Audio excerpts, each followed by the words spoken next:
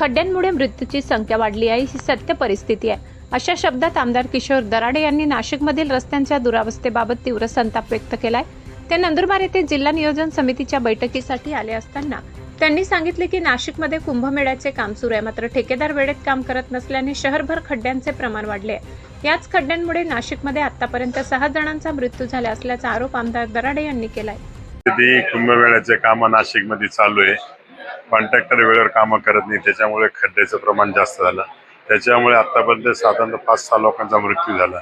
अतिशय दुर्दैवी गोष्ट आहे. या संदर्भात राज्याचे मुख्यमंत्री देवेंद्र फडणवीस स्वतः 19 तारखेला नाशिकला येत आहे आणि त्यांनी आदेशही केले. खड्डे बुजवण्याचं काम आता नाशिकमध्ये चालू झालं आहे. नाही पाहिजे तसं मंत्र्यांनी असं किंवा स्थानिक अधिकारी लक्ष देत नाही असं देखील निदर्शनात येत आहे. नाही, त्याच्यावरती कारवाई व्हायला पाहिजे. 100% जे अधिकारी काम करत असेल त्यांच्यावर कारवाई झाली पाहिजे.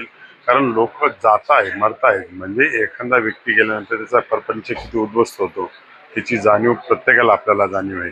त्याच्यामुळे ज्या अधिकाऱ्यांकडनं ज्या हलगर्जीपणा होतील त्याच्यावर संबंधित अधिकारी कारवाई झाली पाहिजे. नाशिकच्या कुंभमेळ्यावरून मोठा वाद पेटलेला आहे. टेंडरवरून जे काही घमासान चालले त्याबद्दल काय? नाही, नाशिकच्या टेंडरमध्ये 592 कोटीच्या ज्या प्रमा दिलेल्या आहेत ते बोगस आहे. तर राज्याचे मंत्री महोदयांनी ते मान्य केले. संबंधित 6 लोकांवर गुन्हे दाखल झाले, ते अटक झाली.